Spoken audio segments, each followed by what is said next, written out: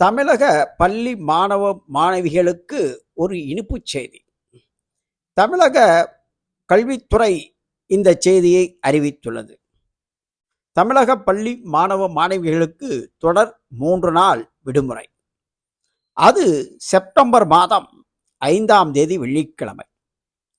வெள்ளிக்கிழமை அன்று ஓணம் பண்டிகை, மிலாடி நபி, ஆசிரியர் தினம் என 3 விசேஷங்கள் வருவதால் அன்றைய தினம் பள்ளிக்கூடங்களுக்கு விடுமுறை. அதைத் தொடர்ந்து சனி ஞாயிறு அதற்கும் சேர்த்து தொடர் விடுமுறையாக 3 தினங்கள் விடுமுறை அறிவித்துள்ளது தமிழக அரசின் பள்ளி கல்வித்துறை.